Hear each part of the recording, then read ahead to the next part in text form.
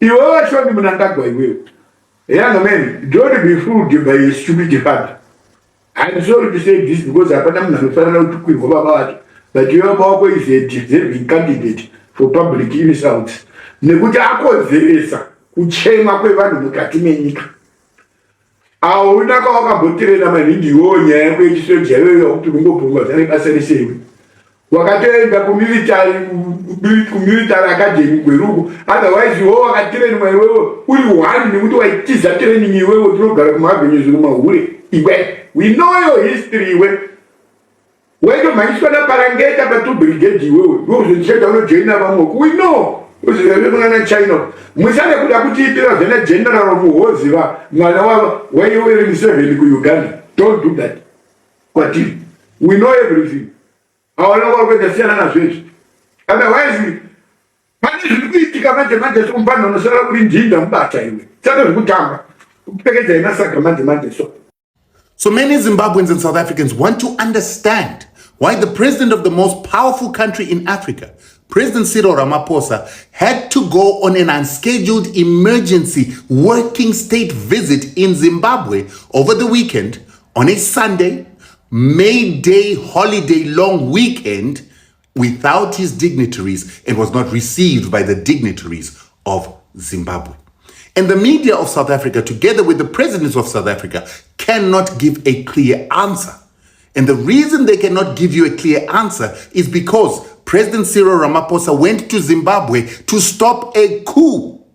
Because President Emmerson Mnangagwa and his so-called Guptas have created a crisis in Zimbabwe in trying to amend the constitution to prolong the stay in power of Emmerson Mnangagwa. And as such, a coup is about to happen, and President Ramaphosa had to try and stop that coup. So this is where you need to start paying attention, because this is where things start getting tricky. President Cyril Ramaphosa is briefed on a Saturday evening that a coup is about to take place in a fellow revolutionary country. And he decides that he has to go as early as possible to go and fix this problem without letting the world know, because he wants to bring African solutions to an African problem without Western or white interference. So this is the reason that he cannot really tell South Africans what is happening. And it's also the reason why he can't tell his GNU partners, the DA, what is going on, because he knows that the DA hates Zimbabwe and they'll be happy to know that there is a crisis. So he goes there to try and sort this thing out quietly. This thing is meant to be a secret. So in a normal state, with President Ramaphosa understanding the delicacy around this issue, he would brief only a few seasoned diplomatic government officials in his government, and they would fly over to Zimbabwe in secrecy without letting the media know. On the Zimbabwean side, the Zimbabwean government would also have seasoned bureaucrats and seasoned government officials who are politically mature, understand diplomacy, geopolitics, and international relations. They then have a secret meeting in which the media and the public are not briefed. But things are not normal in Zimbabwe. The state has been captured, and those that have captured the state have attempted to create a parallel cabinet and parallel government that has no maturity and does not understand the rules of geopolitics and diplomacy.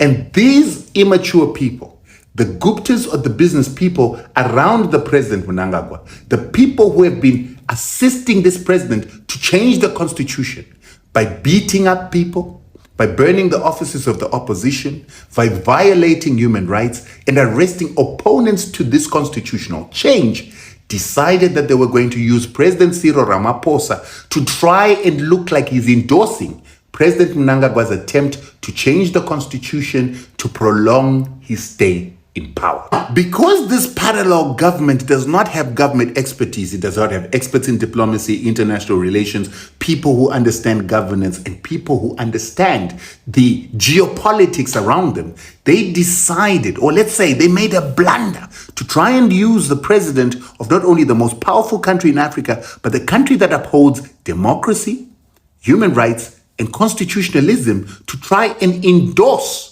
their attempt to mutilate the Zimbabwean constitution and to violate the human rights of Zimbabweans to try and achieve their ends.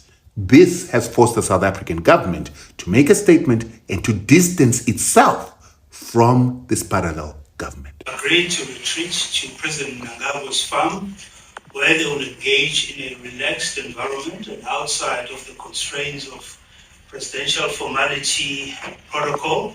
As the presidency, we've noted with concern the reports that have since surfaced following this visit by the president to Zimbabwe, identifying an individual who is a person of interest to our law enforcement, who was also present during the visit.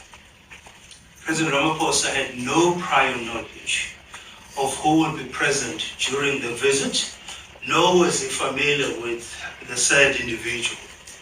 The president flew to Zimbabwe for a meeting with his counterpart and nothing else.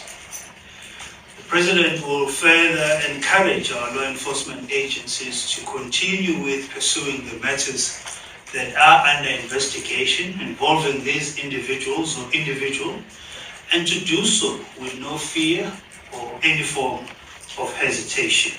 So here are the symphony of blunders that each and every leader that is in this picture, from current presidents to potential future presidents, undertook on Sunday. President Ramaphosa made the mistake of coming in good faith to Zimbabwe to try and stop a coup that could destabilize the entire region. But he came here without understanding the level of state capture and the level of rule and law breaking that is being undertaken by those that are trying to capture the state. The blunder that President Mnangagwa makes is he tries to kill two birds with one stone, or he tries to have his cake and eat it too with the coming of the most powerful president on the African continent, Cyril Ramaphosa, to Zimbabwe. He tries to have Cyril Ramaphosa mediate or mitigate this potential coup or potential civil war that might break out in Zimbabwe. That is good. But while he's doing that, he also tried to get the most powerful president in Africa to endorse this parallel cabinet that he has created, which is not created in line with ZANU-PF Constitution, ZANU-PF Congress.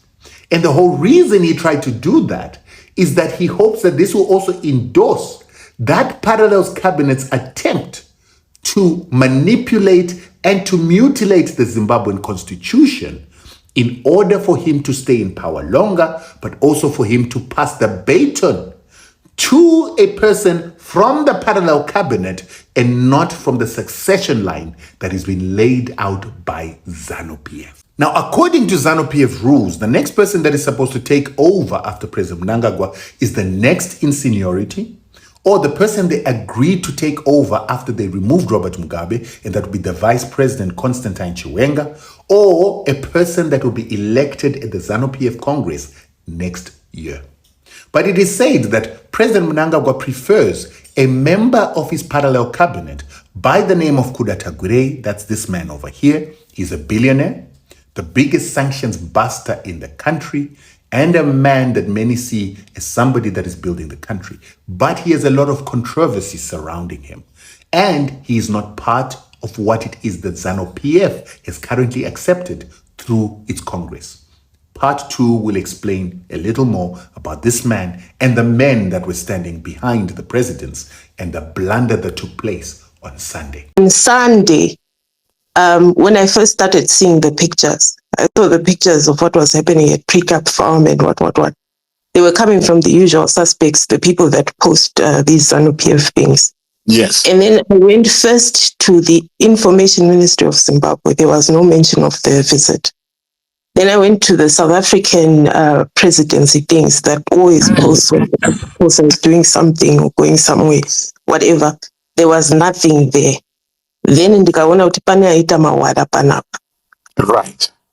My thinking was, what I'll speak to mostly is what I think will be the unintended consequences of mawala akaitikwa neSande. Whatever the reason for the visit was something that was possibly meant to be kept private or whatever. Mm-hmm. But someone must have thought this is a good opportunity to show power to our opponents or politically in Zimbabwe, or to show power to Sonia or whoever people wanted to see. But But like I said, there was a space where there was a discussion where we talked about how domesticated our politics is. The people that did that were people that did not think about the dynamics within South Africa, as well as the dynamics in the South Africa-Zimbabwe relationship. So in South Africa, you have a very vocal opposition who will take that opportunity and use it and speak out about whatever it is. They will also use it to their advantage. But South Africa faces issues that are linked to Zimbabwe. The issue, the rising tension of xenophobia, which is something Ramaphosa must deal with in the coming weeks, that is rising. There is ANC's also their own political position. That given that just a week or so ago, Mugabe's son was there doing whatever he wants or whatever he did, right? And then now, without thinking about the consequences, someone went and publicized something that could have been meant to be a private visit, whether it was on the side of Zimbabweans or it was on the side of themselves, nobody knows. But here's where the trouble is whatever relationship you are trying to build, whether this was a visit where people would be talking about money, could release money, we've got money in there, whatever. They have thrown it into the public eye of South Africans, right? Right. Unintended consequences. So now South Africans are not as docile, so they will speak out against it. So whatever the court does now will have the observation of many, many people. So it will not be as easy to run away from whatever it is as it would have been. So now the question is, even in the relationships, whatever will happen in Zimbabwe, whether it's Cap 3 or whatever, kukaitika something in Zimbabwe, vanhu vekusouth fanike vakuti vanhu ava vakutiza vachiuya kwatiri. But iwewe uri shamwari yavo, you were seen with this person, anozikana kuti this person is a criminal, and you were having secret meetings with these people who are planning to change their constitution, whose people run away and become our problem. So in thinking like children and trying to intimidate their internal opponents, they have put the person who could be their biggest ally in a corner where he has to protect his own interests now in his own country. So whatever there was the attempt to show power or whatever to who on Sunday was such a huge mistake that will ultimately, if used properly, play to the advantage of the people. Because the message of saying these people are doing this is a message that now can easily involve the South African public. Because you can say your president was here. What was he doing here?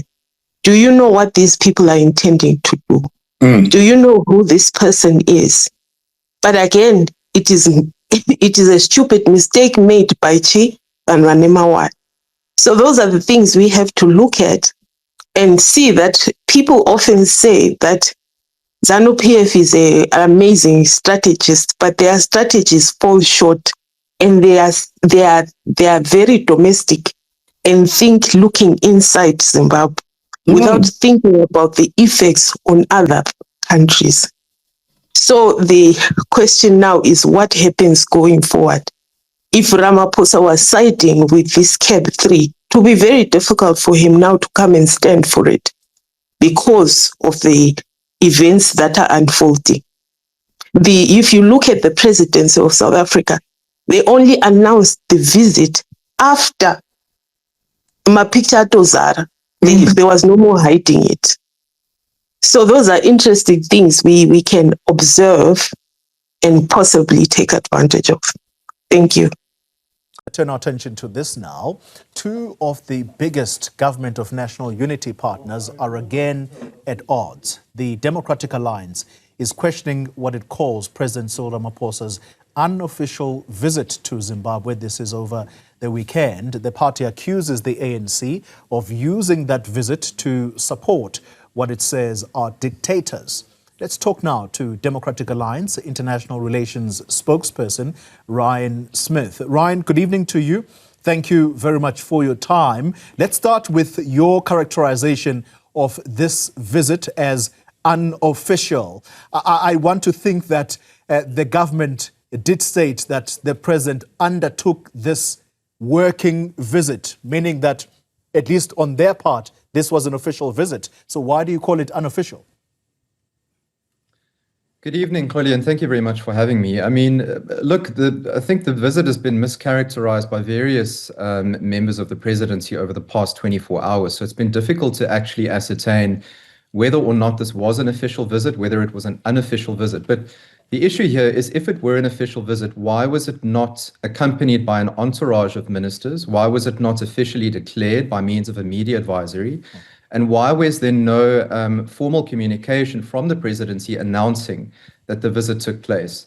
And I think the question marks over this unofficial visit, which we've termed it as, is it's taking place at President Emerson Mnangagwa of Zimbabwe's private farm in Zimbabwe, at a time when President Mnangagwa and the ZANU-PF are introducing Constitution Amendment Bill number 3, which seeks to extend term limits of presidents in Zimbabwe and really entrench and consolidate autocratic power, which has existed in the country for the last, I would say, 30 to 40 years at least. So there's a big question mark there around the timing and why the president is seemingly supporting this. Remember that when opposition politicians in Zimbabwe were trying to engage the public on this bill through public hearings, they were arrested and imprisoned by the ZANU-PF. So there's a very, very worrying crackdown that we're seeing on opposition politicians and stifling of voices in Zimbabwe. The other very interesting element is that we know that in attendance at this meeting were Zimbabwean businessmen Wicknell Chivayo and Kudakwashi Tagwire. Now, if this is an unofficial visit, why are there business people in attendance? And added to that, these two gentlemen are known colloquially as the Zimbabwean Guptas. So it seems as if there are some dubious business interests involved in the meeting as well. And what does our president have to do with individuals who allegedly are also under investigation in South Africa for similar sort of dubious reasons? So it seems to have taken place in a shroud of secrecy. And there are more questions than answers, really. Yeah.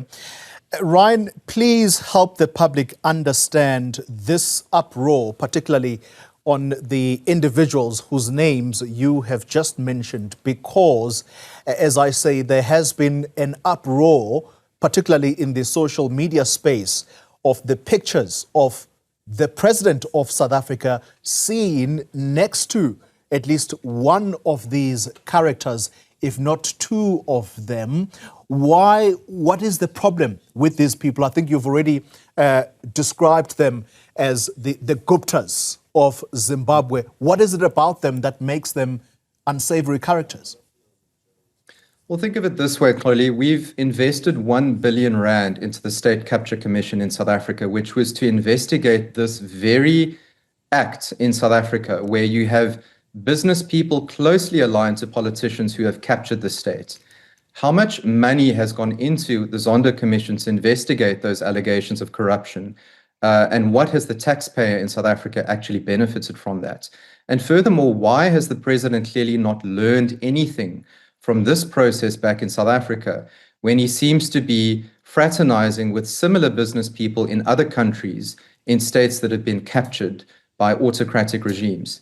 It really does not bode well and doesn't paint a very good image of South Africa on the international stage to see our presidents engaging unofficially or officially with individuals of this caliber, specifically in a neighboring nation that is known for oppressive violence against opposition voices and for having captured democracy and captured the states. Yeah. So it looks as if it's an extension, or as if the president hasn't learned anything from what's happened back here in South Africa.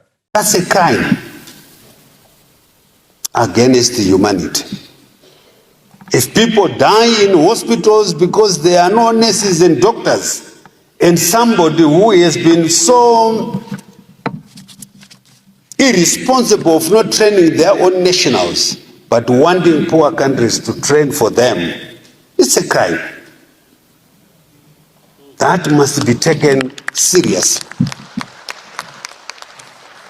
The blatant white collar crime by people who will be masquerading as recruiting professionals from Zimbabwe.